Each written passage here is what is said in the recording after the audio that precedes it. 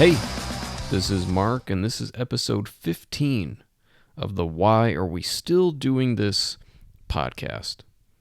This is part 2 of my conversation with my friend Scott Balawender. Why are we still neglecting public schools? And in this episode, we talk about the personnel that's needed to run a school in 2025 compared to the 1980s and how most people have no clue what that looks like. Getting back to the basics of home economics and life skills taught in school instead of learning about volcanoes, Pangea, and other stuff you'll never use. We share personal stories about some of our favorite teachers growing up and highlighting what makes a good teacher today in 2025, the hilarity of watching today's youth struggle to navigate a wired phone, and so much more. Just a side note, you can now find Why Are We Still Doing This not only on Spotify, but also Amazon Music, Apple Podcasts, and iHeartRadio. And if you want to write in, you can do so at whyarewestilldoingthispodcast@gmail.com. whyarewestilldoingthispodcast@gmail.com. So I hope you all enjoy this episode. And once again, here is Scott and I.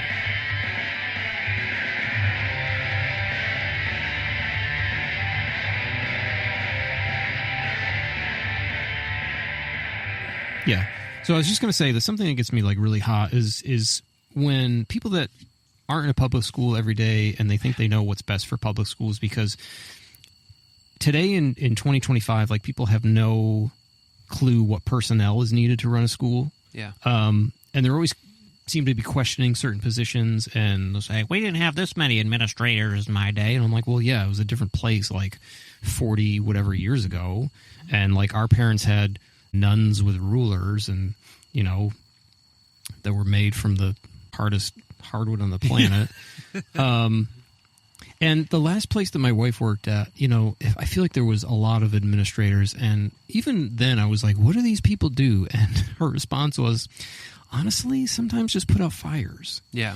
And a lot of schools have a vice principal, and they have a dean of students. There's one new, I feel like, title that I've seen a lot lately, and it's I know they have a purpose, but to me it sounds kind of made up. It's principal of teaching and learning, and I know they have to do with curriculum, right? Yeah. Okay. So assistant teacher, principal, and learning. Yeah. So on paper it looks kind of made up, but I know they have a purpose, and I'm not down. And I have full faith in public schools. Yeah. You know. So, but I will tell you that is probably one of the most important positions. Yeah.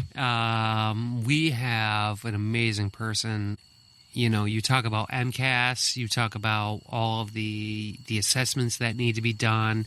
You talk about curriculum, common planning times, like with teachers. You talk about like best practices.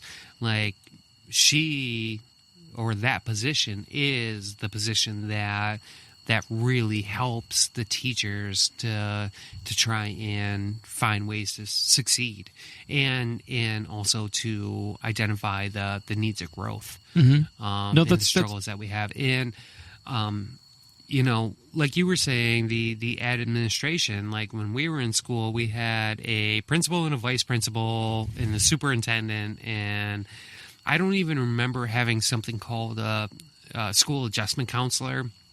Like we had maybe a counselor. Yeah, in elementary school, I think we just had a principal. Vinny Melito was. Do you remember Vinny? Yeah. I believe he was the school adjustment counselor. Yeah, in Cheshire. Yeah, he would like during lunch we'd go for walks, and he'd bring me down to Reynolds and get some penny candy. Yeah, man. Yeah, it was. It was not a creepy thing. No. I'm just saying, like, I'm thinking of how long it took to get there. I mean, it was not far, but like 10 minutes each way. But that was a time that he had to talk to me about different things. How did you get hooked up with them? How did you? I honestly, I don't know. Yeah. I don't know if it was. I don't think it was my parents. I remember, I was like upset in like third or fourth grade because I had a speech impediment. Like I, really? yeah. Well, okay. I say it's a speech impediment, but I was talking like a Bostonian, where I couldn't pronounce my Oz.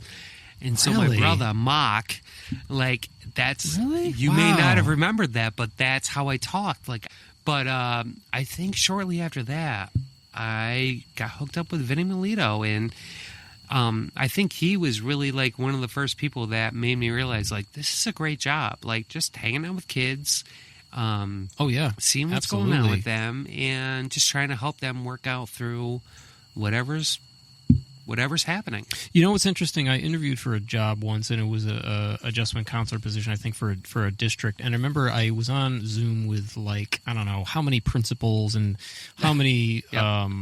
people that worked in a central office and really didn't get out much. And Yeah. at the end of the interview, I asked them, "What's your favorite part of the day?"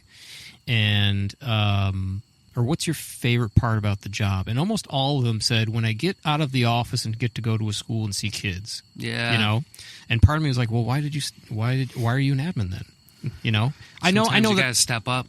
I know that people want to move up and they enjoy that, but it's, you know, I feel like principals nowadays are more connected to kids Yeah. and have more of a relationship than I'm just thinking about our elementary principal. I don't know. Jack Galvin knew everyone. Well, yeah, he was. I mean, we didn't need a vice principal because he No, just ruled it was him. with an iron fist, and He knew who you were right away. Yeah, Chicago! he could do the whistle where you put your fingers Oh in your my mouth, God. but he didn't even have to put his fingers in his mouth. He could just stand there, Dead silent. dead silent. Or how when he would call someone down to the office, he wouldn't even push the button and say, like, excuse me. He would just push the button and instantly scream into the... Scott Balawender, get down to the Yeah, office yeah, right now. Yeah. And then he'd say, and bring your coat, and bring your coat. Yeah. you know? And after that, you could almost hear it echo. He'd be like, get to the office now. And we were just in stunned silence. Even the man. teachers were like, oh my God. And we went right on with work after hearing that. But I was going to ask you, you know, what if you had an unlimited budget, you know, what would be your ideal? How many of you would be in a school? How many personnel would certain personnel would be in a school if you could start like your own brand new school with unlimited funding? Yeah. No, I mean, I really think that having a teacher and a co-teacher or a teacher and a para, having at least two adults in the room is crucial. Just so the teacher can go to the bathroom. That's right. Well, yeah, I get texts all the time. Can someone please relieve me? I get you calls know? too. Can you come relieve me? Yeah. But I think that is like we need multiple people in the classrooms just to attend to all the different needs that are going on. And I think also, like, we have to get back to some of the curriculum of, like, home ec. Yeah. You know, like, or automotive, like just learning the basic necessities of life. I know. That is, Yeah. I have kids that can't tell time on a regular analog clock, you know, or they don't know what quarter past or quarter of means when you're talking about. I have kids that don't know how to use a wired phone, that struggle going to the office and going, how do I use this phone? Oh, yeah. Actually, that's one of the high points of my day when I walk into the office and I see a kid trying to use the phone, and I'm like, can you get a hold of them? And they're like, it's not working. I'm like, yeah. Oh my God, I didn't think about that. We were in an antique store recently, and I went over to a rotary phone. I said, Connor, how would you dial Bopshi's number? And he's just looking at it. And No I think idea. he like stuck his finger in, you know, one of the things, but didn't move it, you know. Yep. And I showed him. no I'm like, idea. this is how you do it. But that's like 3 decades past his time. But that's really funny. I think of that Dr. Evil meme where it's a picture of Dr. Evil on the lower part, but on the top it's a student raising his hand or something like, I would like to know how to do my taxes. Yeah. And then Dr. Evil says, volcanoes are filled with magma, It's Yeah, like we need yeah. to learn that. Or we need to learn about Pangea every 3 years in social studies class. I feel like we did that every 3 years. Like we get to 7th grade and the teacher was like, we're going to talk about Pangea. I don't even know if kids know what Pangea is today. It sounds like a progressive rock band. The stuff that we learned back in the day, I do not see being taught today. No. And what it was like, you think of back in, well, let's say middle school, we had Mr. Randall that taught us social studies, and you had to, or, I don't know if it was social studies or geography. Remember, you had geography tests. You had to figure out where all of these countries were, what their capitals were. They don't do that anymore. No, they don't talk about different cultures anymore. I had geography class in college, and I remember like we'd go in and have a quiz, and we'd have to identify where Uzbekistan is, and that was the course. But we don't even know where most of our states are. Like, no, it's like those the late night shows. They go up to random people and it's like, name a country. Yeah. Oh my God. No one can do that. Montana. But that's crazy that our country has come to that where we don't have general knowledge of the world around us.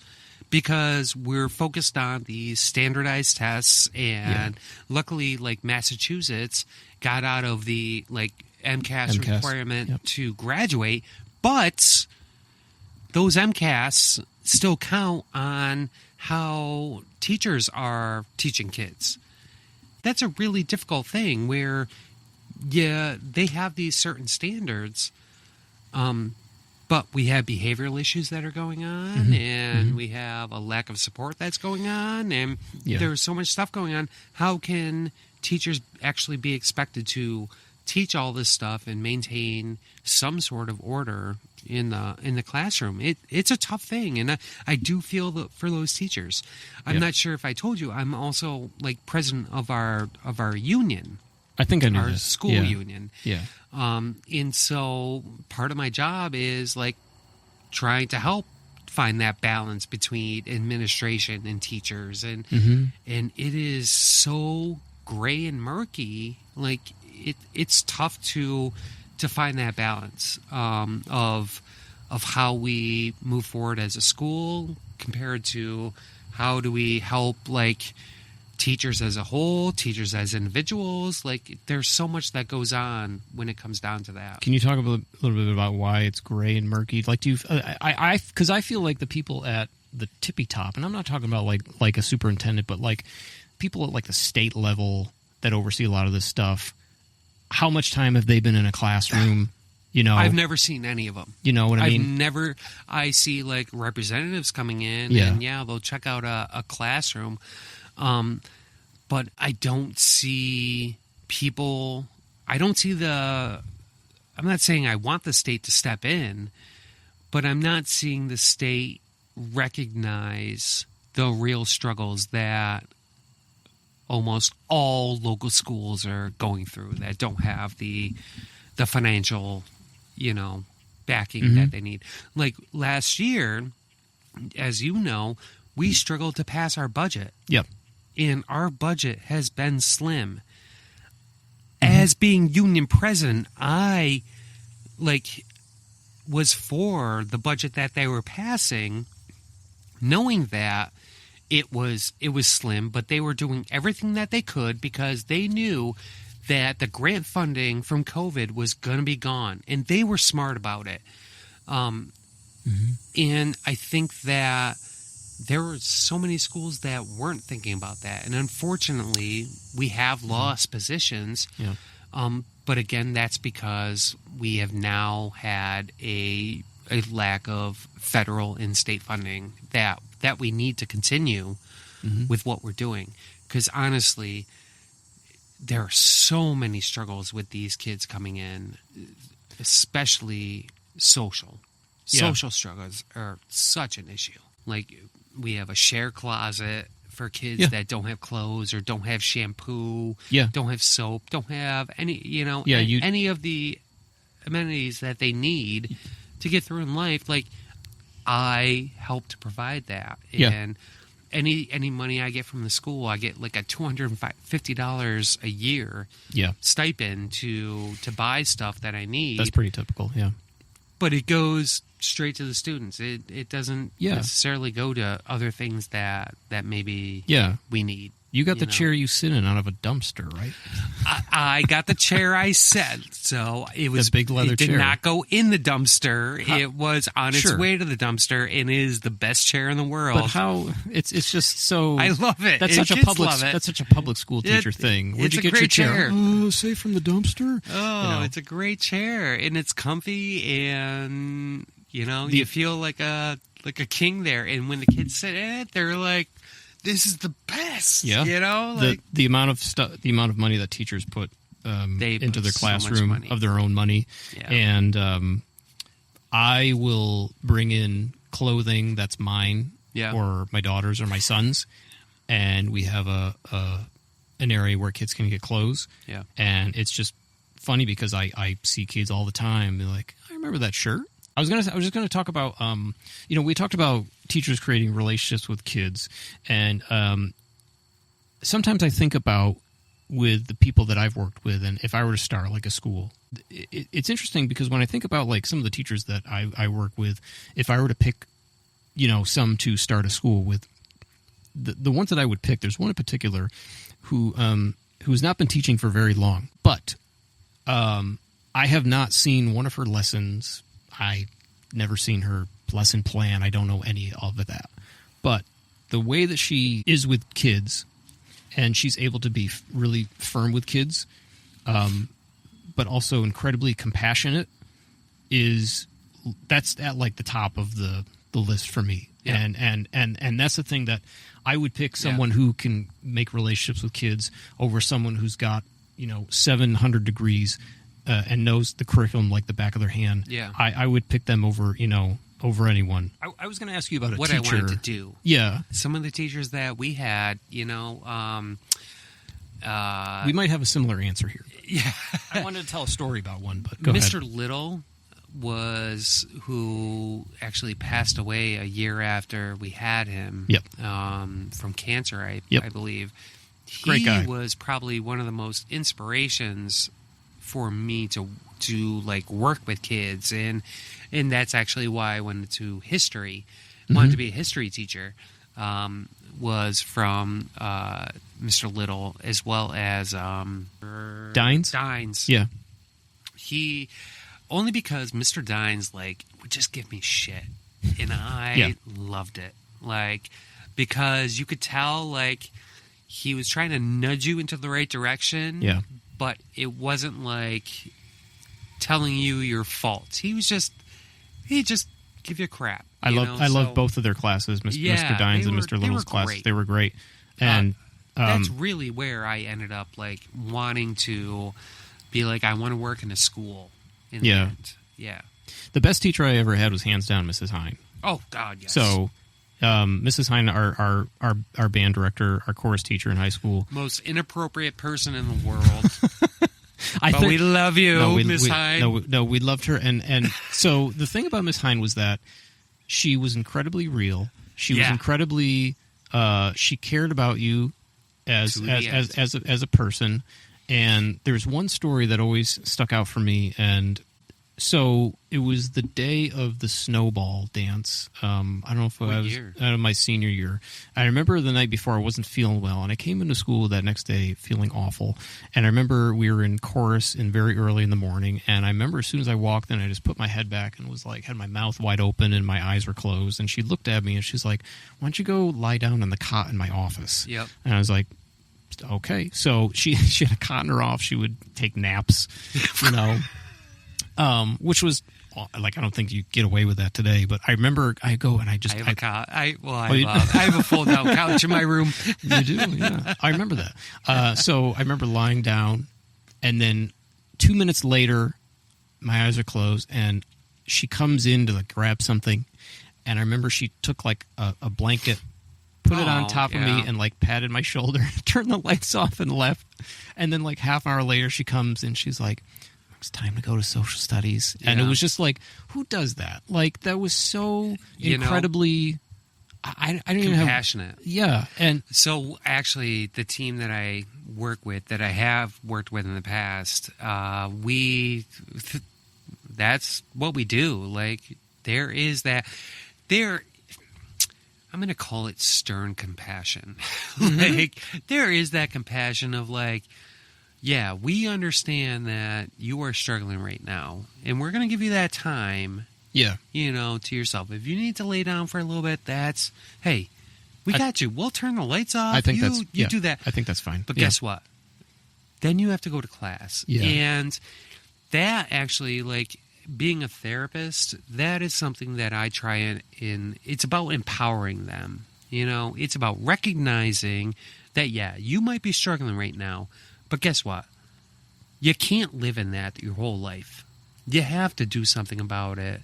You have to, like, keep moving on. And you take that, you think about it, take 5 minutes. If you're pissed off, if you're sad or whatever, you take 5 minutes and you feel those feelings. But then guess what? You need to move on and you need to do what you need to do. And I try and instill that in all my kids. And yeah, of course, it takes more than 5 minutes sometimes because they're kids. They're emotional. They're hormonal and everything. It takes a lot. But you also have to teach them the skills of this can't take over your life. I agree with that. I've worked with kids where I'm like, you can have that time to close your eyes, take your time. But I'm not going to give you all day. No, like there has to be a point where it's like, okay, no, because let's go. I've seen that. What are we going to do? I've seen them take advantage of it, yes. and it just because it works for their parents and it works for everyone else around them. But we are in the positions where we have to be understanding, but also we have to set those boundaries of you're not going to abuse this. Yeah. Another really awesome teacher, someone you work with, is Mr. Gear.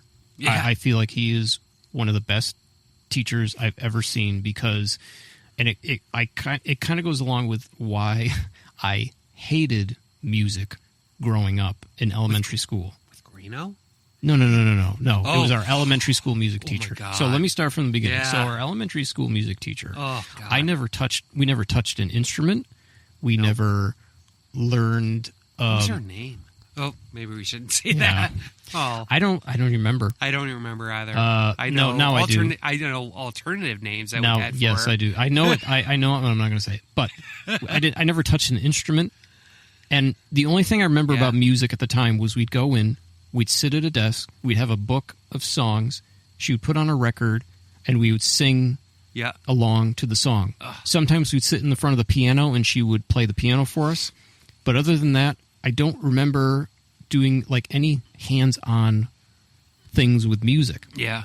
And I remember, I'll never forget this, just sitting at my desk, and she had a record playing, and no one was singing. And she just looked up from her desk and said, "Sing!" Oh my God. And put her head back down. I don't know what she was, maybe she was looking like at an Avon catalog or something. I don't know. Oh, that's horrible. But it was awful. And so to see that and then see someone like Mr. Gear who has the kids playing drums, guitar, making music videos, and also the way that he talks to kids is amazing. Like he's got it. He's just got it. And like the kids are so damn lucky, I think, to have him. But again, I love Mr. Gear because he's just so hands-on with getting kids to play instruments. I saw that music video they made at the end of the year. Phenomenal. They've made so many music videos. Yeah. And actually, there is one girl. Oh my God, she just like did the Step Up, saying "Great as your daughter," and she was in that one of the music videos, and I saw her, and I was like, oh my God, you can act. Like, and there were no words. Like, she didn't do it. Like, it was all about her physical, like, persona. And I actually talked to her mother and told her how impressed I was. And she ended up getting into a program this summer for acting, and her mom that's awesome. sent me like a clip of some of the acting that she had Yeah. did, and it was amazing. Well, like, that's just, I think that's going to be what she needs to do, because she's not the type of person Yeah. to sit in a classroom, you know, and that's one of the major issues is how do we identify what these kids really what their are strengths good at? are, and yeah, because if she didn't have Mr. Gear, then we would never have We would seen never it. have known I that. have known her for 4 years, and I didn't know that until now. Mm-hmm. So yes, it's teachers like that are able to, again, bring their creativity into it, and let kids figure out like how to work through their class. You know, like, I was thinking about some of the success stories, you know, from my time, and they're obviously far and few between, unfortunately, because a lot of those, sometimes you don't see the end result of it. No. But there was one kid who he's in ninth grade now, and he came to me my second year at your school, and but I saw him last year. We were out getting pizza, and I went up to him, we said hello, and then afterward, his grandmother came up to me and she was like, I just want to thank you for like everything that you've done. You did for him. He's doing so well. He was someone that was in a residential program at one point, but he was also someone that was able to recognize how far he's come. Yeah. Like when he was in my program, he would say stuff like, I used to swear all the time, and I don't do that now. I used to get angry and throw stuff. I don't do that now. And I'd be like, dude, that's incredible that you can like recognize that. Yeah. And have that, just self-awareness. But just for, his grandmother to come over and say, like, thank you so much for all you've done. It's like, that's not happening every day, unfortunately. But it's just obviously that makes it all worth it. Yeah. Well, and you got to think is like, these changes, they don't come immediately, and these kids, their brains are constantly changing. Their development from year to year, like from the kids that I know from last year, they are not going to be exactly the same kids that they are this year. And so you have to start every day, every year, brand new, because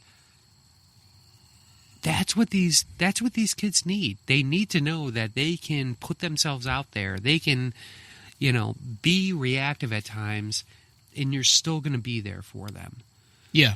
Because that is what helps them to grow, to learn how to do things different.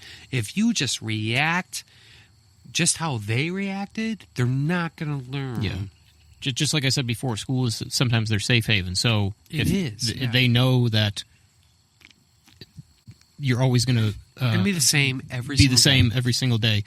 If a kid throws a desk out the window at 3:00, I'm still going to love you the next day. The next morning, you're going to say, "Hey, good morning. How are you?" That's right. You can't go in and be like, "You doing all right?" Yeah. There's just so many teachers that just can't let that go. And I understand that sometimes they have their own stressors too. Though. Yeah. I know that there's going to be times where they get stressed because maybe something was destroyed in the room that they might have paid a lot of money for. Sure. Yeah.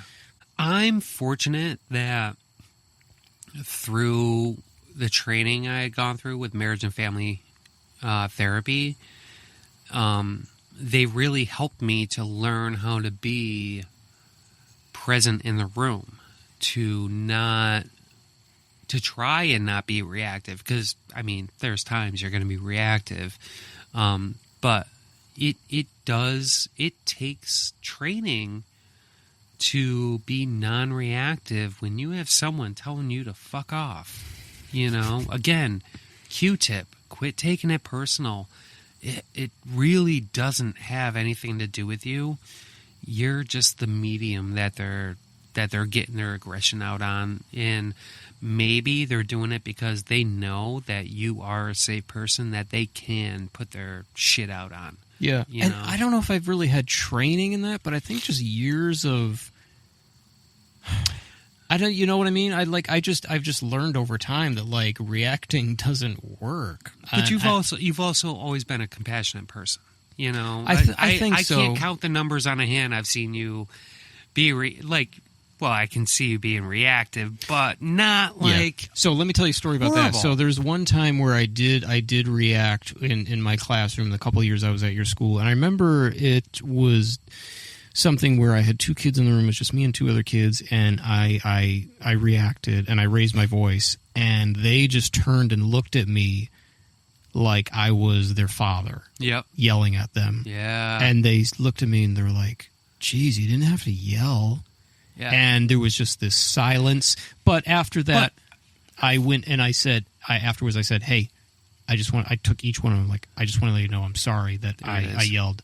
You know, I was really frustrated. This is why, you know," and I didn't put a but on the end of it, like, "But you got to do better." Good job. You know, so.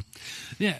Because but negates everything. I hate the, Like, yeah. I love you, I'm but. sorry. It is, it's, you know, you did this and, Yeah. you know. I'm sorry, like, but you gotta. don't ever use but. But is the worst thing that you could ever say to a person because you just completely negate all of their feelings, all of their actions, and everything. You know, a lot of times it's about validating it and saying, "Yeah, I understand why you're pissed off. Yeah. I understand that." She or he may not have, you know, listened to how the struggles that you were going through. And so how are we going to deal with this? How are we going to work through this and make it better? Yeah. Because there is a way. And that is one thing I will give to teachers is that, especially the teachers I work with, is that they are always willing to give that second chance, you know, of like, "Thanks for coming to me. Thanks for talking to me. And let's work on this." You know, I've never had a point in my career so far in the last 6 years that I've worked at Hoosick where teachers have been like, "No, I don't want to hear it." You know? No. Sometimes it takes a little bit of coaching, you know, for the teachers of being like, "Hey, this is what I'm going to do. I'm going to bring a kid in here. We're going to talk about this. I know, like, you're frustrated with this. This is kind of how I want you to act, like, and respond, you know." But for the most part, they know how they should respond. And I think it's just that act of bringing people together and talking about it and coming up with, like, different solutions that is helpful. Again, that doesn't mean it's going to help every time. Yep. You know, the kids, they can't control their emotions with the hormones that they're going through in the development. You know, it's tough. No, I think middle school is one of the toughest. Yes, and I love it. To and work I with. love it Being a because teacher it's so tough. or a counselor. These You got to be crazy, and it's the best. spiders. Sorry, spider crawling in my hand. But it is. You have to be a certain kind of person to work in a middle school. You really do. Yeah, I love elementary school just because I have a pretty good sense of humor and I'm pretty creative, and so some of the stuff that comes out of kids' mouth on a day-to-day basis is just so funny, and it's just so there's a lot of, you know, imagination, I guess. Yeah. In that elementary grade, those grades. Well, they're trying things out. You know, they're trying out different things that they've heard in order to see what the response is a lot of times. It's funny because I know, like, we go back on Monday and the kids come back on Wednesday, and, you know, it's funny to see the kids start off in kindergarten, first, second grade, and they come in and they give you hugs in the morning, and then those same kids, by the time they hit sixth grade, they're like, I'm like, "Good morning," and they're like, whatever. Yeah. And it's just, I'm like, were you just giving me a hug like yesterday? But no, that was like 6 years ago. So I am a big hugger, and a lot of the kids do come up and give me hugs, which is nice. And that's fine. I think, and, you know, like, they need it's really that. cool when they actually, you know, like, because they want that connection, and it's not me initiating it. It's them like, hey, Scott, how's it going? And I do have them.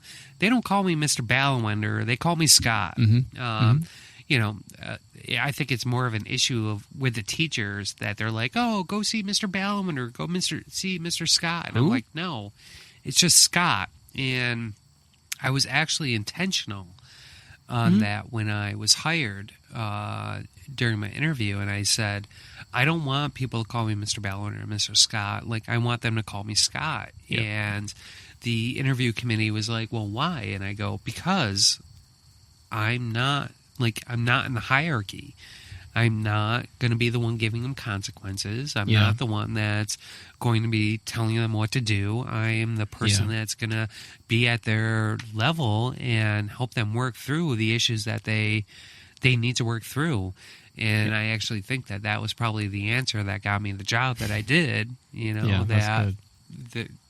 But again, it's harder for the teachers than the adults to be like, hey, there's Scott. And they're like, you've actually, I think, done it. Is like, oh, Mr. Balawender. Yep. No, I've done it too, and I'm kind of in a similar position in my school where I'm not someone that has the authority to dole out consequences. Although if I'm covering a class, I'll say I can keep them for recess for a few minutes. But you're full of crap. You know, you're not going to do it.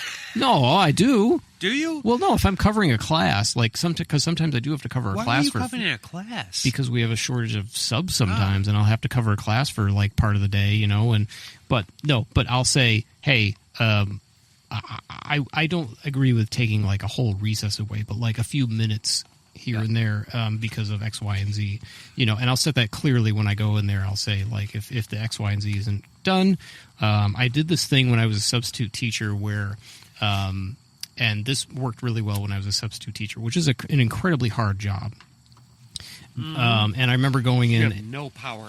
No, I remember going in, and I did this thing where I told the class if I'm trying to talk to you or give directions, and you were talking and not paying attention to me as a class, I'm going to look at the clock. And however long it takes for you to stop talking and focus on me, that time will be taken off your recess. Yep. And it's normally no more than like 30 seconds, a minute. But it's still the point of it, you know? And there's times where I've done this at my school, where I've covered a class, and then the next day I would come in and say, hey, guys, I'm here to take that 30 seconds of time because that you owe me. And they are compliant and whatnot. And, wait a minute. So... you're saying you follow through with it the next day? Yeah. Because I can't. I mean, sometimes I can't get to that recess at that day. But I think what I'm bringing up is that you follow through. Yeah, I have to. How many times? I have to. How many times do parents, teachers, whatever, any authority figure not follow through? Yeah. With what they are, for lack of a better word, threatening to do if you don't, you know. Yep. But there is something called collaborative problem solving. I don't know if you've ever heard of it. It's about giving kids choices. And so, hey, you're all really loud right now. Either we're going to stay in, 30 seconds more or a minute more, so you're not going to get on the swings or whatever. Yeah. Or this is going to happen, and helping kids to realize those options. And I love hearing you say that, like, in the end, they have those options, and but you follow through with the consequence, and that's a tough thing. Like, a lot of teachers don't follow through. A lot of parents, and I'm sorry, like, it's not about teachers at all. But there are no follow through with consequences, and that is especially in the home, and a lot of times in the school. Like, but in my experience, we try and follow through with the consequences at the school, but then we get pushback from the parents. It's not my kid. That's not, like, they wouldn't do that, or got it. Like, in that becomes a struggle too. Is now it's a separation between the parents and the kids. No, I agree. And there's times where I don't want to follow through. Like, I'll be in my office and I'll have like a sticky note, be like, go to this class at 10 o'clock or 12 o'clock to get 45 seconds of their recess. And I'll be like, I got to go down there, Yeah. But I agree in that there's sometimes where you can have all the evidence that this kid did something. Like, we have him on camera doing this, and I've been there. Parents might still, not agree with it. I'm like, well, it's because this happened, and it's like, no, like, yeah, and then another thing is them wanting to know what happened to the other party. I'm like, well, I can't tell you what happened to the other party. I can't. Every single meeting. Yeah. That happens all the time, and they still get upset about it, even though it's like, do you want me to tell people your medical history? Exactly. No, we can't. Like, that's... Yeah. But I will tell you, this has been handled. Exactly. Yeah, we'll say this has been handled. That gives a message of nothing has been done. And that actually is a huge issue because kids and parents and teachers feel the same way, is that, like, when a kid gets in trouble, no one knows what the consequence was. Yeah. Sometimes the parents want to hear, that the other person was. Yeah, they want. We took him out back and tied him to a tree and gave him 50 lashes. That's what they want to hear. But retribution. We can't. Obviously. But we can't. Also, your kids are kids. They're kids, and they're learning how to engage with one another. Yeah. And they're gonna make mistakes, and they're gonna say things that they hear from their parents or they hear from the community. Yeah. When you hear racist comments, where do you think that's coming from? It's not coming from a school. No. It's coming from your home and what they're hearing. Yep. So it gets very frustrating for the people that work at the schools when people are like, it's a racist school. No, it's not. No. There are just people in the community that may have these certain views and have not taught their children how to appropriately interact with others. No, absolutely. It gets to a point where I would have lunch duty, and last year I had a combination of 3rd grade and 6th grade lunch duty. And I remember the 3rd grade lunch, was very needy at the time. It was very much, Mr. J, this person's doing this. Mr. J, they're doing that. And I said, you guys got to figure it out, because you're getting to that age where, you got to handle these conflicts sort of on your own. And I don't know, I said I don't know what else to say. So I want to speak to that, because part of our job is to what? Empower these kids, right? Mm-hmm. They have to learn how to deal with others in society, in their community. And so obviously we have evaluations that teachers have to do and every other staff member has to do throughout the school year. And when I think about, like, my evaluation, it's not always tangible, like, in the moment. It's not like taking a math test. It's not like, identifying what the capital is of a certain country or state or whatever. What's tangible in the end is, how are these kids doing next year? How are these kids doing the year after? Because, again, change, especially behavioral and mental health changes, are slow. And it takes a long time for people to learn those coping skills and those interactional skills in order to be successful in society. So the biggest things that make me feel like I'm doing my job, this is the best, is like when I have a group of girls in 4th grade that are starting to have like their interrelational issues, and like one person is mad that the other is best friends with that one, but they're not talking as much to the other one. You know, their world is over because their best friend is gone, and it's like, hey, it's okay. Your friends and you can have more than one best friend. You can have more than one friend. You can have a group of people. In that, at grades 4 through like 6, that's a really tough thing for people to realize. Is that, you know, I can be friends with this person and they can be friends with a person I don't like, and that's okay. It's funny because at that age, those kids can talk to you and have an adult conversation. However, again, when one of those things happens, their world is over. They melt down. And I thought about how when I was 13, 14, and my girlfriend broke up with me, and I told my mom I'm never going to find anyone else like her. And I was just thinking about that the other day, and I was like, I was 14. What did I know? Yeah. You know, my world was over. Yeah. And thinking about problems we have today, I have today, or, you know, it's just comical. But again, when you talk to these kids, they're talking to you like you and I are talking right now, having an adult conversation. Totally. But with an understanding that these kids don't necessarily get it all the time, and you have to continue to help spell it out for them, and that's okay. Like that's, you know, Mark, how many times do you tell your kids to not do something or to do something and they don't follow through? 100%. Yep. But then you don't recognize this yet, but as Ava gets older, she's going to come back and be like, son of a bitch, you were right. Because I did that. Like, and it is. It does come down to it.